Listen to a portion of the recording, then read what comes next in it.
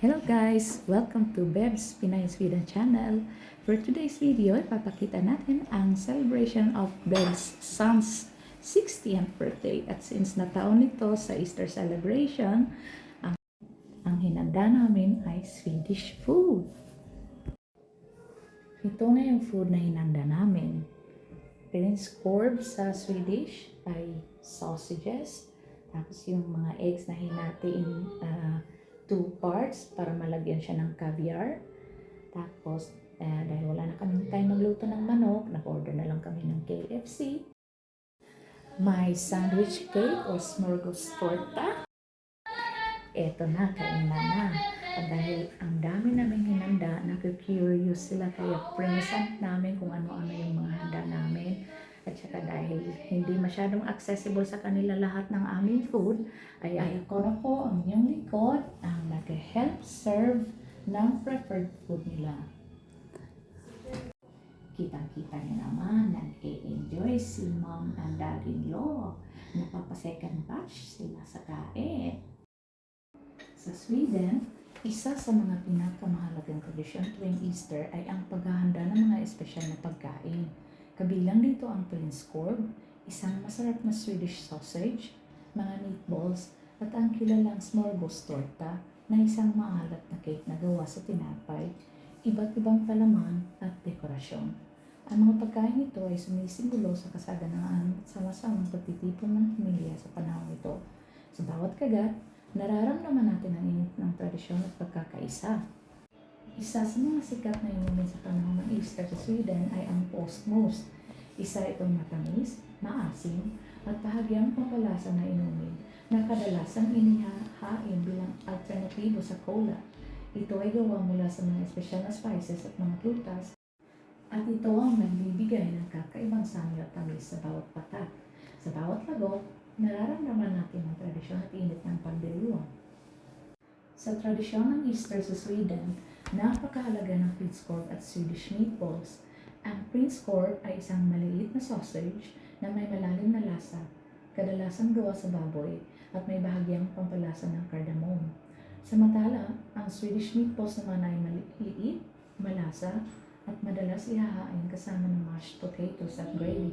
Ang mga pagkain ito ay hindi nawawala sa mga handaan dahil sumisimbolo sila sa kasaysayan, init, at pagkakaisa. Ipinapakita nila kung gaano kahalaga ang sama-samang pagdiriwang, pati na rin ang kasaysayan na dala nila sa bawat pamilya. So, kaya ito mga inday, kainan na.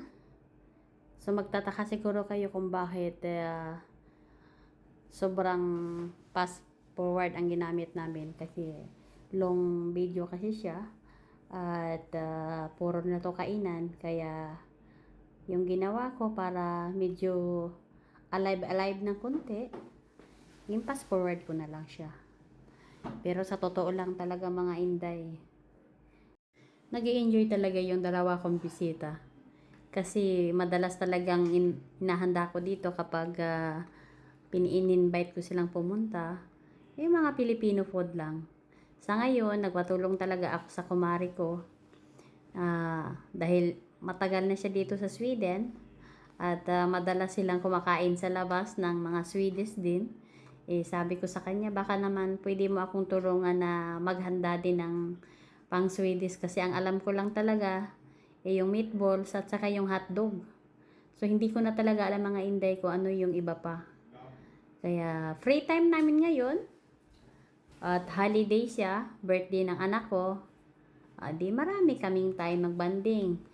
Tumawag nga pala ako kay Inday Lornix at saka kay Inday Rose Nicole. Sabi ko sa kanila, wala kayong lakad, dito tayo sa bahay. Kasi magluluto ako at inimbitahan ko yung aking biyanan. At the same time, birthday ni Brandon. So kami-kami lang talaga. Kasi nga naman, nakakapagod na rin kasi maghanda ng mag-imbita ng sobrang dami mga inday. Pag magtanda na talaga tayo, wala nang energy. Actually mga inday, nakalimutan ko pa nga na birthday pala ng anak ko ngayon. Tago kasi ng tago eh. Ang plan talaga namin, doon kay Inday Lornix kami maglapangan. Gagawa siya ng bilo-bilo. Pero dahil sa malayo nga sila mga inday yung kanilang mga bahay, So, nauna na kaming kumain kasi gutom na. At alauna na ng hapon. Sabi nila, paunahin na muna yung aking bisita at huli na lang sila. Kasi nga naman, siyempre tayo mga Pilipino, di ba? Pag nagkwentuhan talaga tayo, kala mo nag-aaway. Sa kanila kasi mga Inday, kung hindi mo kailangan intindihin yung salita nila, hindi mo maiintindihan ang gusto kasi maliban sa Swedish na sobrang hina pa ng mga boses. Kaya ito na lang si Mads Joyri, sinamahan ako no. Kaya tuwang-tuwa ako mga Inday. So ito nga pala yung preparation namin. Pinakita ko na mga Inday, yung inumin, lahat-lahat na nilagay ko na sa lamisa. Pero sa totoo mga Inday, kapag sila ang nagsiserve nito, yung unang pagkain na nakalagay dyan, hindi lahat mga Inday. Tapos masusurpresa ka na lang kung ano yung sunod nilang ibibigay. Pero tayo mga Pilipino, ilagay na lang lahat dyan. Ano wala nang tayuan. So ito na mga Inday, dumating na si Inday Rose Nicole at saka si Inday Lornix. Siyempre, ano pa bang gagawin? At pasensya na, video tira-tira na lang naiwan sa inyo. Kasi nga naman, kalae mong nag-usap tayo ng alas 11 ng umaga, dumating kayo ng alas 3 ng hapon. Pero mga Inday, ang sarap talaga ng bilo-bilo ni Ate Lorna, in fairness. Pero sabi ni Ate Lorna, nagutom na daw talaga siya. So, pang dessert na namin yun. Pang himagas na yung bilo-bilo. Kaya ito muna yung kanilang kinain. Sabi ko doon, buti na lang mga Inday. At medyo maanghang yung aming chicken, medyo maanghang. Kaya natirahan sila. Kasi kung hindi maanghang yan, ay naku po. Walang natira mga Inday. So, kakain sila ng French corb. At saka yung shit bular. Potatis grating. Parang yun na lang yata ang naiwan mga Inday. Kasi yung smorgasbord torta namin, ubos na din. At saka meron kaming itlog dito na biniak-biak mga Inday. Naigno naman si Inday Bibs. Ganito lang pala kasimple pero ang hirap gawin. So sa ngayon mga Inday, chismisan pa din kami kaya naka-silent na lang siya. Kaya ang dahilan ng voice over natin para hindi nyo marinig yung pinag-uusapan namin. Kasi tinignan namin tong iniinom nila. Sabi ko, mag-accept muna kayo ngayon sa Coca-Cola. Ito muna sa inyong inumin nyo kay tradisyon ng mga Swedish to. Dito tayo sa Sweden nakatira kaya follow the rules. So, habang kumakain si Inday Lornix at saka si Inday Rose Nicole, so nag-discuss kami ng pagluluto ng tinapay. Itong si Mads Joyres, magaling kasi ito siya mag-bake. No, naalala ko nung bago pa lang ako dito sa Sweden, nagluto yan siya ng pandesal. My gosh, sabi namin, grabe kasarap talaga. Tapos yung nilagay yan cheese, yung Eden cheese, ay nako, nag-advertise na ako mga Inday, no? Pero sa totoo mga Inday, magaling talaga siya magawa ng tinapay. Sabi niya nga ngayon, masakit daw yung kamay niya mga Inday. Kaya sabi niya, may papakita ko sa inyo, bagong rice ito siya. Para ito sa may mga diabetes. Kaya sabi, talaga? Bumili siya mga Inday, 2 piraso. At sabi niya, maganda daw ito para sa akin kasi nga may diabetes ako. Pero mga Inday, habang nagdi-discuss kami, no? So, ito yung inumin ng Swedish kapag sa kanila, Holy Week. Instead na Coca-Cola, so ayan ang inumin nila. Post daw, Dreka daw yun. Basta yun na nga mga Inday. So, ito na nga. Pinagtikman namin mga Inday. Itong bilo-bilo ni Inday Lornix. Ay, naku, ang sarap pala. Shoutout ka pala dyan kay Inday Marina. Ang sarap-sarap ng luto mong bilo-bilo. At least nakarating dito mga Inday yung bilo-bilo ni Inday Lornix na instead kami sa bahay niya, no? Thank you talaga Inday Lornix sa pagdala mo. Kaya ito si Mads Joyris, sabi niya mas masarap daw lagyan ng mainit at tubig. O di ba? Pilipino nga naman talaga. Talagang dinidiskartihan lahat. Sabi ko, okay na to sa akin. Kahit wala nang dagdag ng tubig kasi nga malapot siya mga Inday, no? So sabi ko sa kanila, magkape na kayo. Tama na yung kain nyo. Char, ragyod. Tapos sabi nila, anong kape ko daw? Sabi ko, meron akong 3-in-1 na binili. Kaya sabi ko, kayo mo nang magkape at ako mo nang lalapang nito ng inyong bilo-bilo. Ay si Mads Rose, yung party niya rin sana na bilo-bilo. Dito na lang mga Inday, nilapang na namin. Para 4 kami. Kaya ito, sabi ko, tuwing kainan talaga mga Inday, wala talagang tigil yung bunganga namin na parang alam mo, hindi nabubusog yung aming mga tiyan.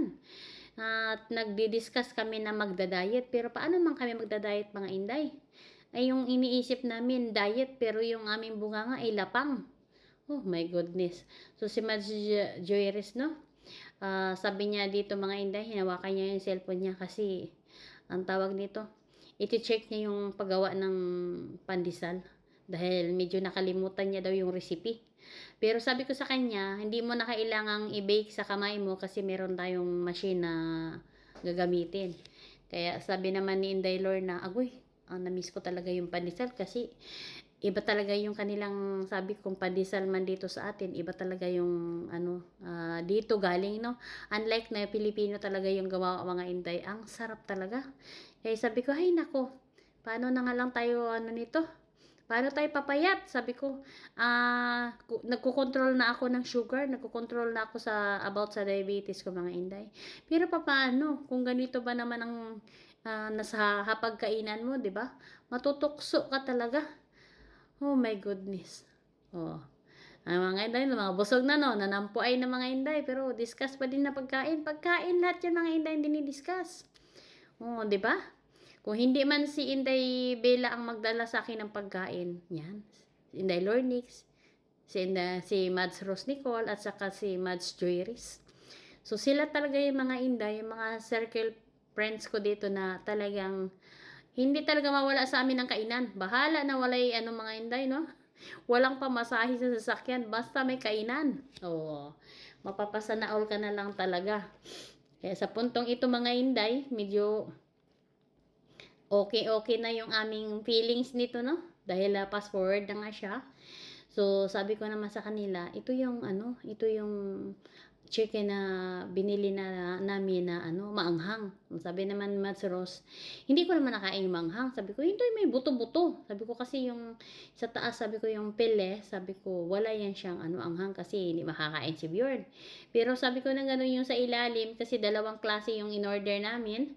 Sabi ko, maanghang talaga siya. So, yun. Tinikman ni, Mads Rose Nicole kasi si Ate Lorna, hindi talaga siya pwede hindi sa maanghang. Kasi nga may ubo nga siya, yung asthma niya. So, hindi pwede, hika ba yun? May asthma nga. So, yun. So, sabi ni Mads Nicole, paborito ko yan, yung maanghang. Hindi niya napansin mga Inday kanina na may maanghang pa pala. So, ayan. Dito sa puntong ito mga Inday, nag-discuss na ako mga Inday na meron akong flour. May harina ako para sa tinapay. Tapos nagagawin naming pandesal. At sabi naman ni Inday Lornix, marami din akong harina doon sa bahay. So next time, sabi ko gagawa tayo ng tinapay dito sa bahay na yung may palaman. At sabi ni Mads Joyri, sige magdadala din ako ng yeast. Yung pang-alsa mga Inday kasi yung pang-alsa na ginawa ko is kakaiba yung meron siya kasing specify na maganda na yes talaga na ginagamit. Kasi siyempre magaling nga siya mag-bake. Ako nito mga Inday, kung ano lang nakita ko sa store. Sa puntong ito mga Inday, tapos nang kumain si Inday Rose Nicole at saka si Inday Lornix. So nagchisismisan na naman kami ulit, sabi ni Inday Lornix. So ito malinis na yung aking kinainan. Wala na kayong masabi. O, di ba? O, pahuway-huway na siya mga Inday. Tapos kami nito, nag-prepare na ng aming i-bake. Okay, hanggang dito po magtatapos yung ating vlog for today. Maraming salamat sa inyong suporta sa ating premiere today. Shout out sa aking mga followers, silent viewer, mga subscriber at sa mga members. Happy weekend everyone! See you on my next vlog. God bless you. Bye-bye.